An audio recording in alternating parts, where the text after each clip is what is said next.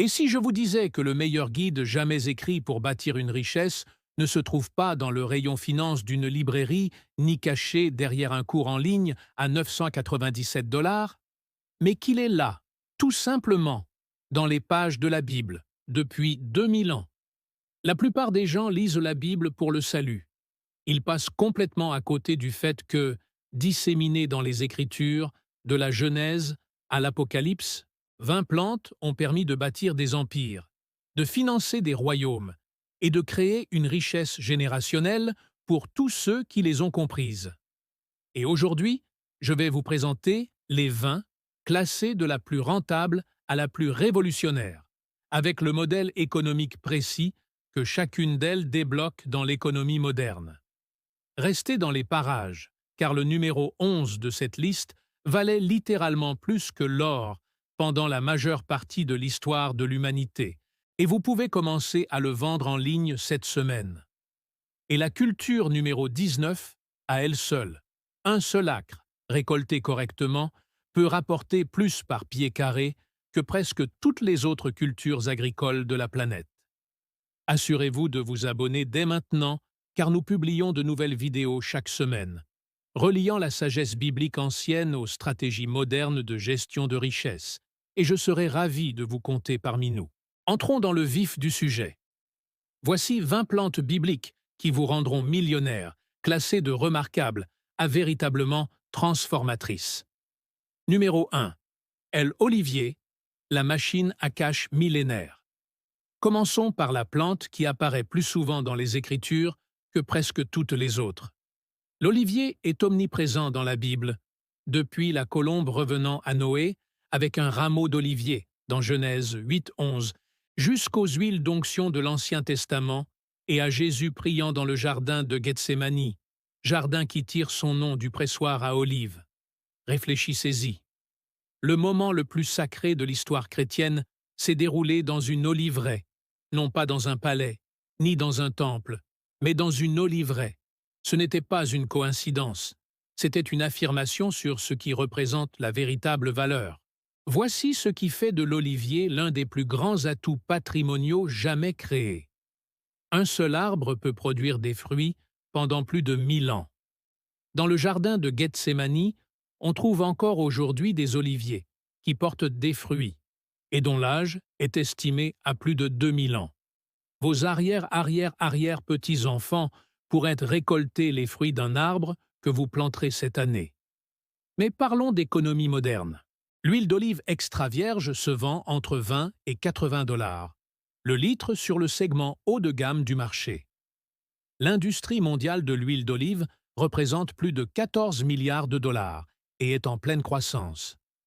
Et cela sans même parler de l'explosion du marché des soins de la peau à base d'huile d'olive, l'un des segments à la croissance la plus rapide de toute l'industrie de la beauté. Un acre d'oliviers adultes peut produire de 400 à 800 litres d'huile par récolte. Faites le calcul. Cela représente un revenu substantiel provenant de terres qui, une fois aménagées, s'entretiennent en grande partie d'elles-mêmes. Le modèle commercial biblique consiste à cultiver les arbres, à presser l'huile, à vendre l'huile directement, et à l'utiliser comme base pour des savons haut de gamme, des sérums de soins de la peau et des produits infusés. Plusieurs sources de revenus provenant d'un seul arbre ancien. L'olivier offre ce qu'il offre depuis la Genèse.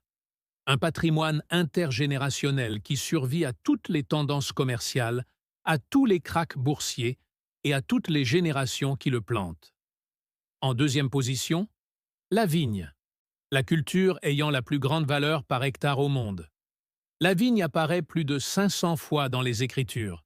Jésus s'est lui-même qualifié de vrai cep dans Jean 15:5. Le vin était utilisé dans toutes les alliances, célébrations et cérémonies bibliques majeures. Le vignoble était le symbole ultime de la prospérité dans le monde antique. Et dans le monde moderne, rien n'a changé. Les raisins de cuve de qualité supérieure peuvent générer de 10 000 $ à 50 000 $ par acre. Ce n'est pas une faute de frappe. Un vigneron talentueux de la Napa Valley, possédant 10 acres, ne gère pas une ferme. Il gère une marque de luxe. Et voici ce que la plupart des gens ne remarquent pas. Vous n'êtes pas obligé d'être à Napa. La demande mondiale de vins artisanaux, de vins naturels et de vins régionaux produits en petite quantité a explosé. Aujourd'hui, les consommateurs recherchent activement une histoire. Et quelle histoire est plus riche que celle d'un vin issu de vignes enracinées dans la tradition biblique? Mais le vin n'est qu'une branche de cette vigne. Jus de raisin, raisin sec, huile de pépins de raisin, compléments alimentaires à base d'extraits de pépins de raisin. Le marché mondial des produits dérivés du raisin est énorme et ne cesse de croître. Même le no-tourisme, qui consiste à inviter des gens dans votre vignoble pour leur faire vivre des expériences uniques, est devenu une industrie à part entière, pesant plusieurs milliards de dollars. La vigne était un élément central de la richesse biblique, pour la même raison qu'elle l'est pour la richesse agricole moderne. Cela permet de produire un bien pour lequel les gens sont prêts à payer un prix élevé année après année, à partir de terres qu'ils laisseraient autrement en friche. Numéro 3. Le figuier, la plante qui rend millionnaire sans effort. Dans le deuxième livre des rois, chapitre 27, lorsque le roi Ézéchias était proche de la mort, qu'a prescrit le prophète Isaïe? Figue, un cataplasme de figue. L'Écriture ne se contente pas de vénérer le figuier spirituellement. Elle lui faisait confiance sur les plans médical et économique. Dans Michée 4.4, l'image ultime de la paix et de la prospérité est celle de chaque homme assis sous sa propre vigne et son propre figuier. Ni un manoir, ni un trésor, un figuier. Voici pourquoi. Le figuier est l'un des arbres fruitiers les plus généreux et les plus faciles d'entretien qui soient. Plantez-la une fois, arrosez-la pendant sa période d'enracinement, et elle vous récompensera pendant des décennies avec un minimum d'intervention. Les figues fraîches se vendent entre 6 et 10 dollars la pinte sur les marchés de producteurs ou chez les épiciers spécialisés. Les figues séchées affichent des marges encore plus élevées, notamment sur les marchés des produits alimentaires haut de gamme, biologiques et spécialisés qui sont en plein essor actuellement. Confiture de figues, miel de figues, pâte à tartiner aux figues, accords avec des fromages aux figues. Il s'agit d'une catégorie de produits que les acheteurs de produits alimentaires haut de gamme recherchent activement. Et voici l'aspect commercial, dont personne ne parle. Les figues sont fragiles. Ils ne se conservent pas bien frais. Cela signifie que les grands distributeurs commerciaux ignorent largement le marché des figues fraîches. C'est un écart. Un producteur de figues locales ou régionales qui vend directement aux restaurants, aux marchés alimentaires et via sa propre boutique en ligne peut pratiquer des prix que les chaînes de supermarchés ne verront jamais. Le palmier dattier, la mine d'or du désert. Il était la culture de survie du monde désertique biblique. Jéricho était littéralement surnommée la ville des palmiers. Ces arbres nourrissaient les armées et les voyageurs. Ils figuraient parmi les marchandises les plus échangées sur les anciennes routes de la soie. Aujourd'hui, les dattes sont devenues l'un des produits les plus prisés du marché alimentaire haut de gamme. Un palmier dattier adulte peut produire de 100 à 150 kg de fruits par an. Les dattes medjool se vendent entre 10 et 20 dollars la livre. Leurs dérivés, sirop, sucre, pâte, sont des édulcorants naturels en demande croissante, les consommateurs se détournant du sucre raffiné. Le marché mondial des dattes représente plus de 10 milliards de dollars. Le segment haut de gamme et biologique connaît une croissance annuelle à 2 chiffres. Chaque partie de l'arbre a une valeur commerciale. Fronde pour le tressage, bois, pollen pour la pollinisation. Les anciens Israélites l'avaient compris. Ils n'ont pas gaspillé une seule partie du palmier. Vous non plus. Le palmier dattier offre à l'entrepreneur moderne une solution de survie sur un marché des matières premières. En produisant un produit haut de gamme que le système alimentaire traditionnel ne propose pas toujours en quantité suffisante. Le blé, fondement de tout empire alimentaire. Il apparaît tout au long des Écritures comme l'aliment fondamental de la civilisation. Les offrandes de céréales dans le Lévitique, le pain dans la prière du Seigneur, le miracle des pains et des poissons. Le blé n'était pas seulement de la nourriture dans le monde biblique, c'était aussi une monnaie d'échange. C'était la richesse incarnée. Un acre de blé peut rapporter quelques centaines de dollars à un agriculteur conventionnel sur les marchés des matières premières. Mais un acre de blé ancien, transformé et vendu comme farine artisanale de qualité supérieure, peut générer 10 à 20 fois plus de revenus. Le renouveau des céréales anciennes est bien réel et s'accélère. Les consommateurs paient entre 12 et 25 dollars pour un sac de farine, alors que cette farine, sous forme de produit de base, ne coûte que quelques centimes la livre. Ajoutez votre propre production de pain, du levain, du pain artisanal, des mélanges de céréales anciennes, et vous transformez un produit de base en un produit de luxe.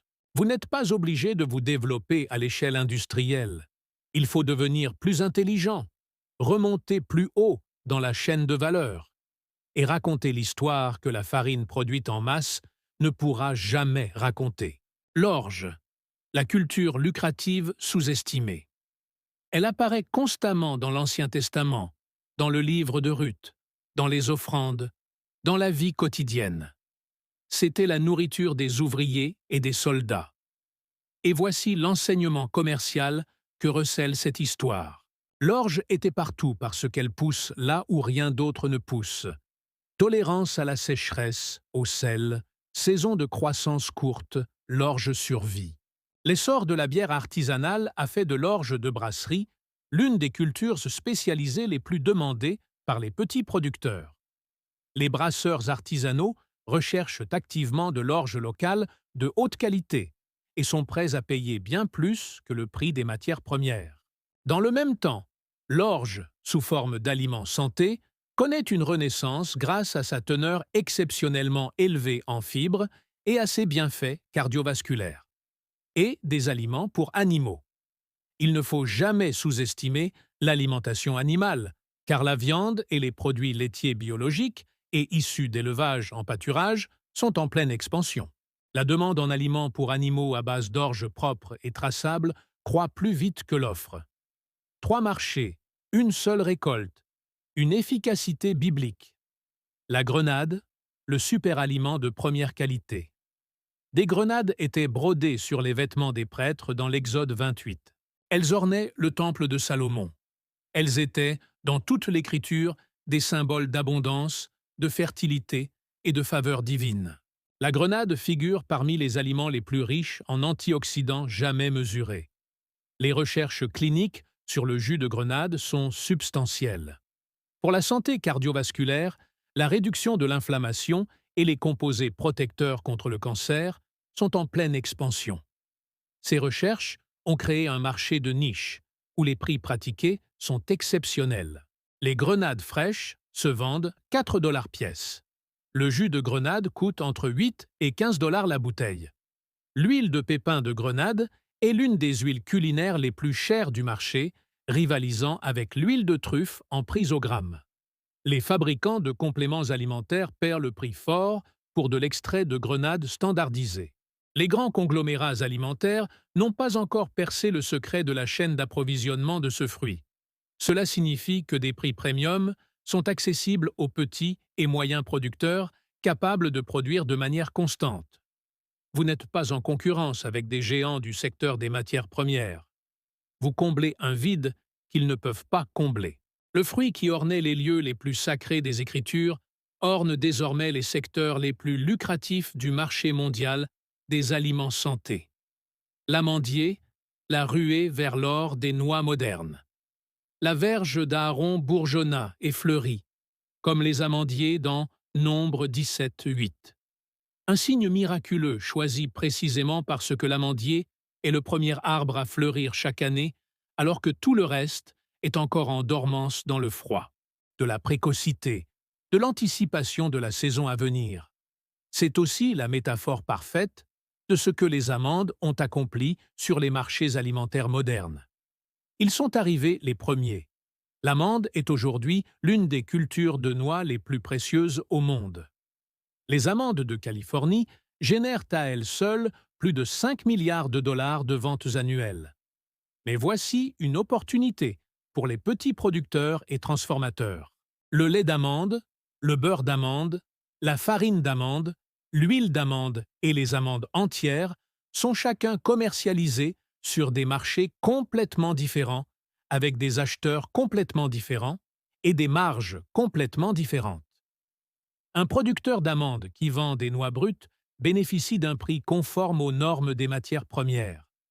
Un producteur d'amandes qui presse à froid sa propre huile d'amande moude sa propre farine d'amande sur pierre et vend son propre beurre d'amande bénéficie de prix de produits alimentaires de luxe provenant des mêmes arbres. C'est dans la transformation de la noix brute en produit fini que se produit la multiplication à l'échelle biblique. 5 pains deviennent des milliers. Un verger d'amandiers génère 5 sources de revenus distinctes. Numéro 9. Le cèdre du Liban, un actif patrimonial à long terme. Salomon choisit le cèdre du Liban pour l'édifice le plus sacré de l'histoire d'Israël.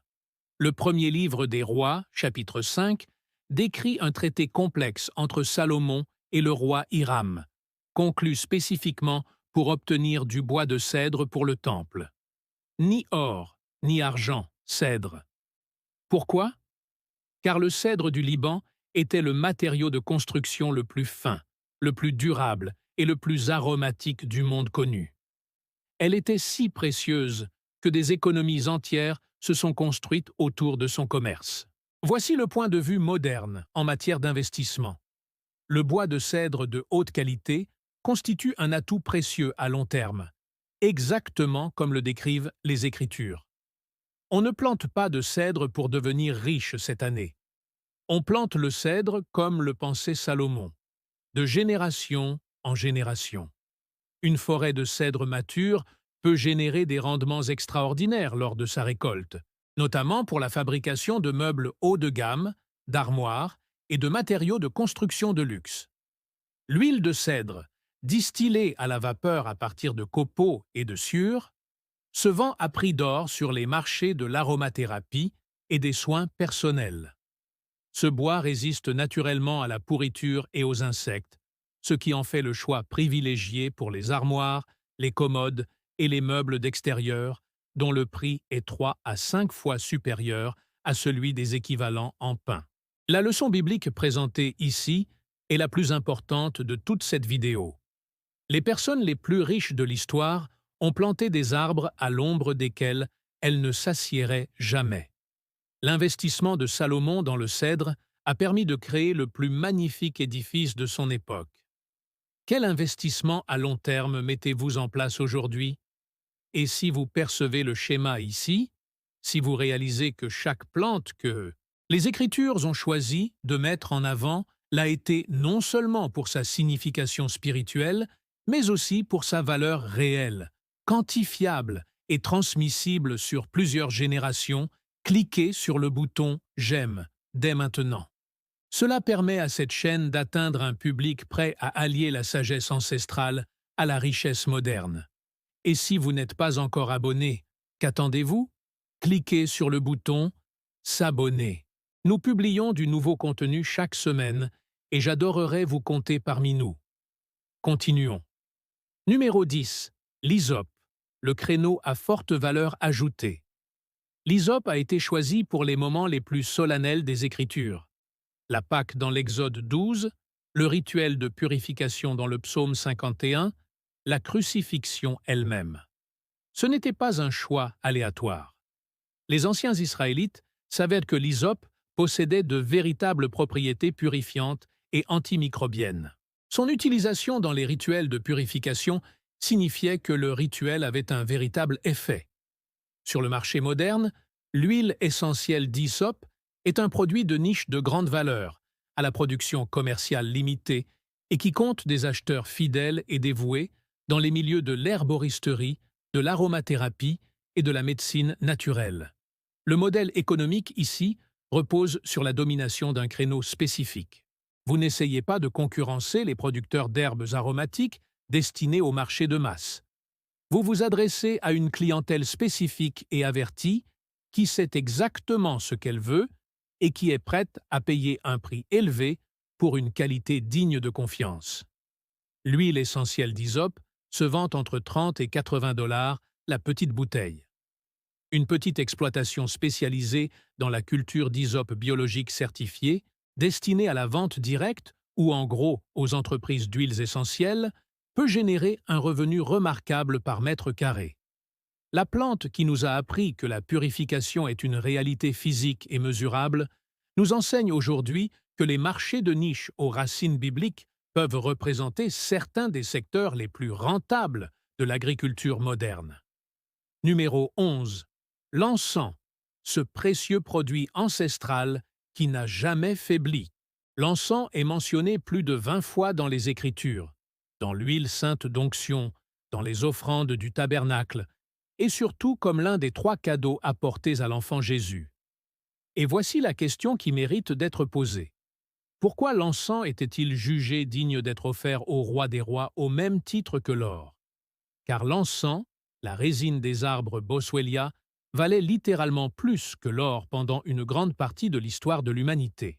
Dans l'ancien commerce des épices, l'encens de haute qualité atteignait des prix que l'or ne pouvait égaler, once pour once.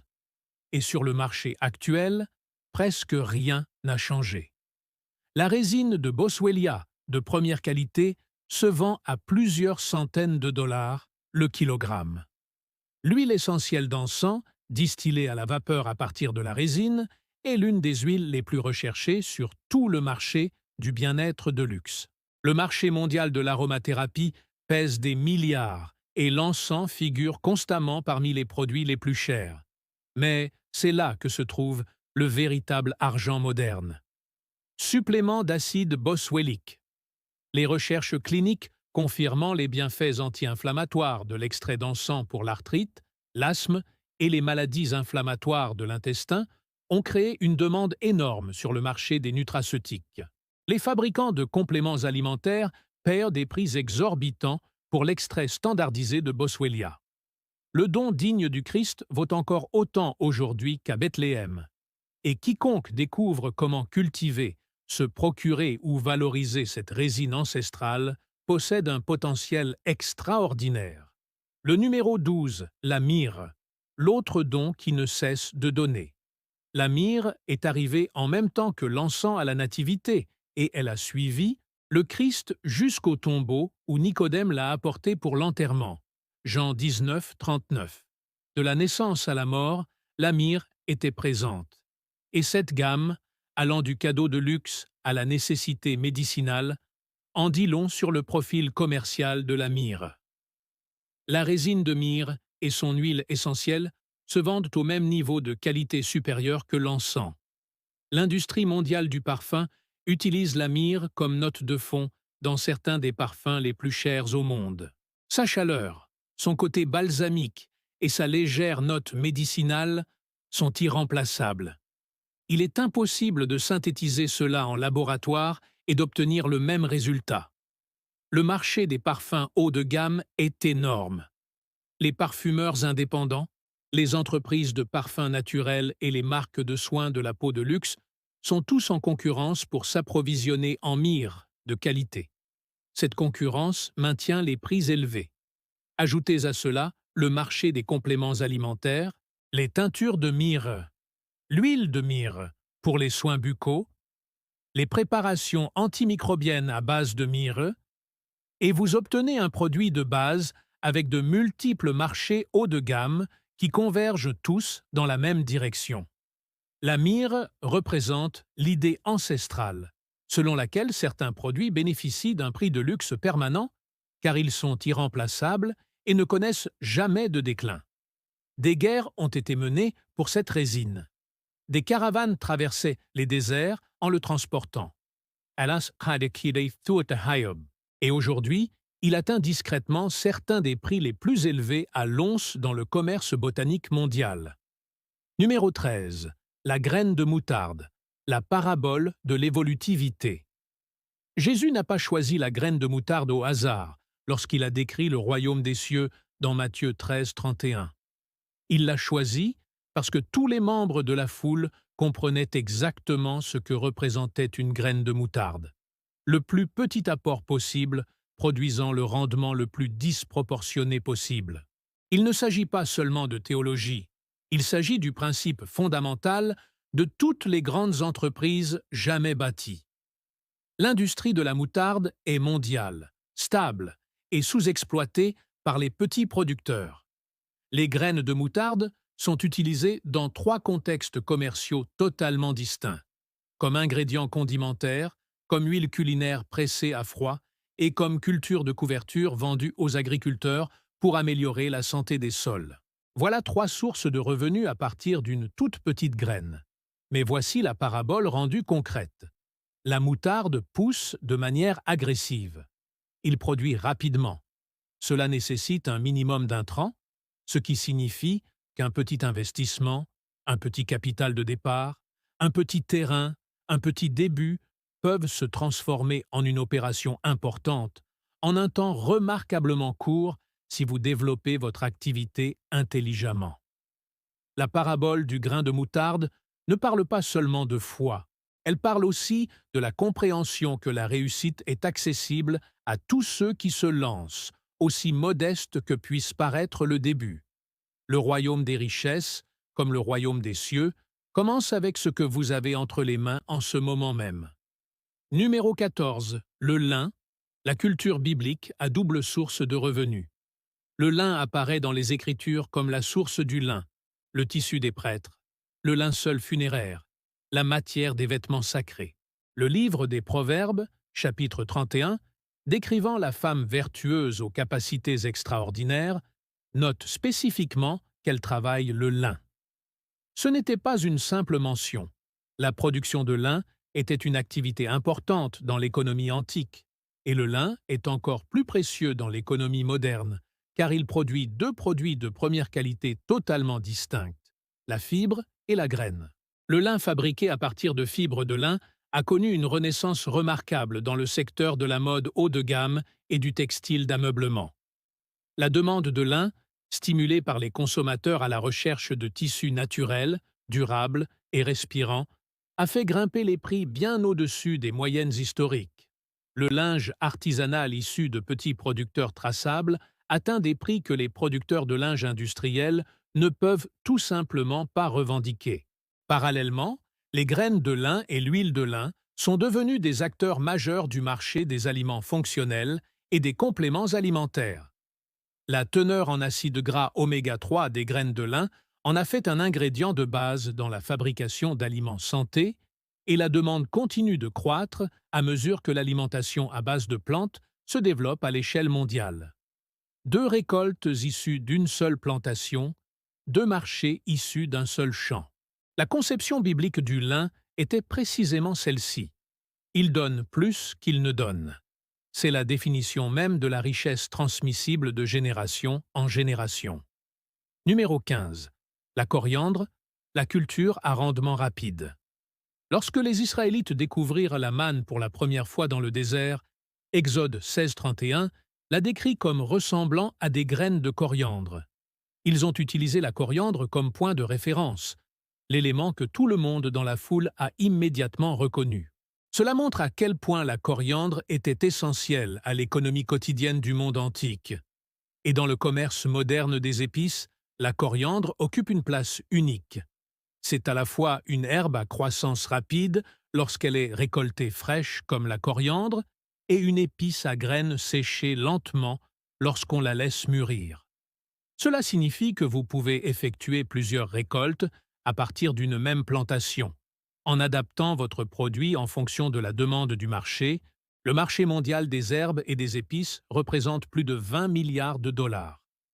La coriandre est un ingrédient fondamental de la cuisine d'Asie du Sud, du Moyen-Orient, d'Amérique latine et, de plus en plus, de la cuisine fusion occidentale. La demande est structurelle. Elle ne fluctue pas au gré des tendances alimentaires, car elle est inscrite dans l'ADN culinaire de la moitié de la population mondiale. Le modèle économique repose ici sur la récolte répétée, la vente directe et la transformation à valeur ajoutée. De la coriandre fraîche au restaurant, des graines de coriandre séchées aux détaillants d'épices, de l'huile essentielle de coriandre aux fabricants de cosmétiques et de produits alimentaires. La même récolte, 3 marchés, un revenu continu. La plante qui nourrissait les Israélites dans le désert continue discrètement de générer des revenus pour les entrepreneurs sur le marché moderne. Numéro 16. Le cumin, l'épice qui inspire le respect dans le monde entier. Jésus lui-même a mentionné le cumin dans Matthieu 23, notant que les pharisiens en prélevaient soigneusement la dîme. On ne donne pas la dîme à quelque chose qui n'a pas de valeur, et le cumin avait de la valeur. C'était l'une des épices les plus essentielles de l'alimentation dans l'ancien Moyen-Orient, utilisée dans les offrandes, en cuisine et en médecine pendant plus de 4000 ans. Le marché mondial du cumin représente aujourd'hui des milliards de dollars, principalement tirés par la demande en provenance d'Asie du Sud, du Moyen-Orient et du commerce mondial des épices, en pleine expansion. L'Inde consomme à elle seule d'énormes quantités de cumin chaque année, et la demande à l'exportation en provenance des marchés occidentaux continue de croître à mesure que la cuisine mondiale se généralise. Ce qui rend le cumin si particulier en tant qu'opportunité commerciale, c'est la prime de qualité offerte aux petits producteurs. Le cumin destiné au marché de masse est traité comme une marchandise et son prix est fixé en conséquence. Mais le cumin biologique certifié, le cumin d'origine unique avec une traçabilité complète, ou le cumin transformé et emballé pour la vente au détail haut de gamme, chacun de ces produits peut valoir 2 à 3 fois le prix d'une marchandise de base. Le commerce biblique des épices a rendu de nombreux marchands extraordinairement riches en contrôlant le flux de cumin et d'aromates similaires d'est en ouest. La version moderne de ce circuit commercial se traduit par la vente directe aux consommateurs, les abonnements à des coffrets d'épices haut de gamme et les partenariats avec les restaurants où les chefs privilégient la qualité, la régularité et l'histoire. Numéro 17. La menthe, la valeur sûre en matière de croissance des profits. Voici ce que la plupart des gens ignorent à propos de la menthe. Dans Matthieu 23, Jésus mentionne la menthe au même titre que le cumin et l'aneth. Les pharisiens payaient la dîme de la menthe. Ils ont payé des taxes sur la menthe. Cela signifie que la menthe était considérée comme suffisamment précieuse pour être prise en compte officiellement dans le système économique de l'ancien Israël, et elle reste aujourd'hui l'une des cultures les plus polyvalentes, à la croissance la plus rapide et les plus faciles à industrialiser qui soit, ce qui constitue à la fois sa force et son défi. La menthe pousse de façon si vigoureuse que les exploitations commerciales peuvent effectuer plusieurs récoltes par an. Les huiles essentielles de menthe poivrée et de menthe verte sont des ingrédients de base dans les industries mondiales des arômes alimentaires, des soins personnels et pharmaceutiques. La demande est énorme et constante. Wrigley's consomme à elle seule des quantités astronomiques de huile de menthe chaque année. Mais le véritable potentiel réside dans la production artisanale. Thé à la menthe en petite quantité, produits infusés à la menthe, huile de menthe biologique certifiée pour les marques de soins naturels de la peau et menthe fraîche vendue directement aux restaurants et aux producteurs alimentaires qui souhaitent des ingrédients locaux et traçables.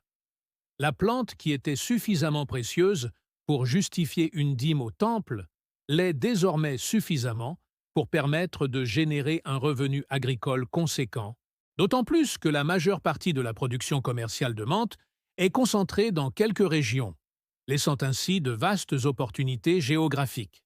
Numéro 18. L'aloe vera, l'étagère de salle de bain à 1 milliard de dollars. L'aloès apparaît dans Jean 19,39, où Nicodème apporte 75 livres de myrrhe et d'aloès pour préparer le corps de Jésus pour l'enterrement. 75 livres, ce n'était pas un petit geste. Il s'agissait d'un investissement d'envergure royale, dans une plante que le monde antique reconnaissait comme extraordinairement précieuse, et que le monde moderne a rattrapée de manière spectaculaire et financièrement significative. Le marché mondial de l'aloe vera représente plus d'1 milliard de dollars par an et connaît une croissance constante à 2 chiffres. L'aloe vera est un ingrédient fondamental des soins de la peau, des soins capillaires, des compléments digestifs, des boissons fonctionnelles et des produits de soins des plaies. Chaque segment connaît une croissance simultanée. Un seul acre d'aloès, dans un climat approprié, peut produire de 15 à 25 tonnes de gel par an. Ce gel, transformé et standardisé, est vendu aux fabricants de cosmétiques, aux entreprises de compléments alimentaires et aux producteurs de boissons à des prix qui récompensent la qualité et la constance. Mais voici l'aspect entrepreneurial. C'est sur le marché des produits finis que se trouvent les véritables marges. Une gamme de soins pour la peau à base d'aloe vera, construite autour de l'héritage biblique de cette plante, l'épice funéraire des rois, le don de guérison des médecins de l'Antiquité, justifie des prix premium que le gel brut ne pourra jamais atteindre. La plante jugée digne de la sépulture du Christ se trouve aujourd'hui au cœur de l'un des secteurs du bien-être connaissant la croissance la plus rapide de l'économie mondiale. Et quiconque la prend aussi au sérieux que Nicodème a là une réelle opportunité. Numéro 19. Le safran, la culture la plus rentable au mètre carré sur Terre. Le safran figure dans le Cantique des Cantiques 4.14 parmi les épices les plus précieuses et les plus appréciées, et ce, à juste titre. Le safran, récolté à partir des stigmates du Crocus sativus, nécessite plus de 150 fleurs pour produire un seul gramme d'épices. Il ne peut être mécanisé, il ne faut pas précipiter les choses. Cela exige une intervention humaine et une attention particulière, et son prix en témoigne. Le safran se vend régulièrement entre 5 000 et 10 000 dollars le kilogramme. Laissez ce chiffre sous contrôle un instant. Un acre de safran, correctement cultivé et récolté, peut produire de 4 à 6 kg de safran séché par an. Faites le calcul. Voici ce qui confère au safran une position unique pour les petits producteurs. Le besoin en main-d'œuvre qui rend la production industrielle impossible est précisément ce qui crée des opportunités pour les producteurs artisanaux. Vous n'avez pas besoin de centaines d'acres. Une exploitation de safran d'un demi-acre bien gérée, vendant directement aux chefs, aux détaillants spécialisés et aux clients en ligne, peut générer des revenus qui étonneraient les agriculteurs conventionnels. Et le marché du safran de qualité supérieure, local et traçable, est totalement négligé dans la plupart des pays occidentaux, qui importent la quasi-totalité de leur safran d'Iran et d'Espagne. Un producteur local, fort d'une histoire convaincante et d'une qualité vérifiable, peut exiger des prix que le safran importé n'atteindra jamais. Salomon savait que les fils d'or, assez précieux pour inspirer sa poésie, restent encore aujourd'hui le produit agricole le plus précieux que l'on puisse cultiver, et ce, selon presque tous les critères financiers. Numéro 20.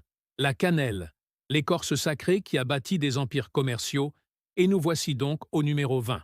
L'épice que j'ai gardée pour la fin, car elle représente bien plus que la simple richesse.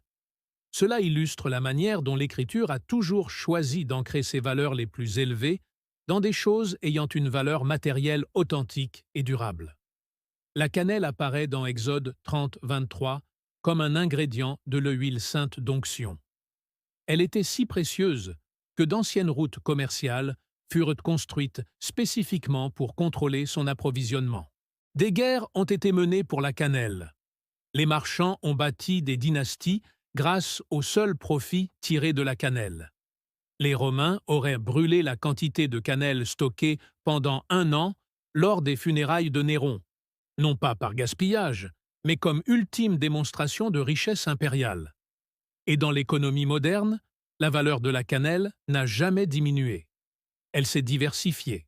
Le marché mondial de la cannelle englobe l'utilisation culinaire, la production d'huiles essentielles, les applications pharmaceutiques et les compléments nutraceutiques. Les recherches cliniques démontrant les effets de la cannelle sur la régulation de la glycémie et la sensibilité à l'insuline ont créé une demande énorme sur le marché des compléments alimentaires pour la gestion du diabète. Un marché en pleine croissance avec l'augmentation mondiale des maladies métaboliques. La véritable cannelle de Ceylan, la cannelle dont parlent les Écritures, se vend à un prix nettement supérieur à celui de la cannelle de Chine, qui domine les rayons des supermarchés. Les petits producteurs de cannelle de Ceylan, authentiques et certifiés, destinés au marché haut de gamme de la cuisine et des compléments alimentaires, évoluent dans un secteur où la concurrence sur le marché de masse est quasi inexistante. L'écorce qui a couronné des rois et financé des empires offre toujours ce qu'elle a toujours offert. Une demande constante et intemporelle qui permet de bâtir la richesse non pas en une seule saison, mais tout au long d'une vie. Si vous êtes arrivé jusqu'au bout de cette vidéo, vous venez de voir quelque chose qui m'a complètement manqué. La Bible n'est pas seulement un texte spirituel, c'est aussi un texte économique, un manuel de gestion des terres, un guide du commerce des matières premières, écrit par des gens qui comprenaient que la terre elle-même, cultivée avec sagesse, est la source de toute richesse durable. Ces 20 plantes ne relèvent pas du folklore, ce ne sont pas des sentiments religieux déguisés en conseils commerciaux. Ce sont des cultures et des matières premières légitimes, éprouvées et à forte valeur ajoutée, pour lesquelles les marchés modernes paient des prix extraordinaires. Les mêmes marchés que les Écritures ont identifiés des milliers d'années avant que nous ayons des professeurs d'économie pour expliquer pourquoi. Alors, voici ce que je veux que vous fassiez maintenant. N'hésitez pas à cliquer sur le bouton « J'aime » si cette vidéo a changé votre façon de penser aux Écritures et à la richesse. Laissez un commentaire ci-dessous et dites-moi quelle plante biblique vous a le plus surpris en tant qu'opportunité commerciale. Êtes-vous de l'équipe olive et raisin, de l'équipe safran et encens, ou de l'équipe du modeste figuier qui guérit un roi? Je lis tous les commentaires et j'apprécie sincèrement les retours de cette communauté. Et si vous n'êtes pas encore abonné à Homestead Roots, qu'attendez-vous? Cliquez sur le bouton « S'abonner » et activez la cloche de notification pour ne jamais manquer une vidéo. Chaque semaine, nous associons la sagesse ancestrale aux stratégies modernes de gestion de patrimoine, et j'adorerais que vous nous accompagniez dans cette aventure.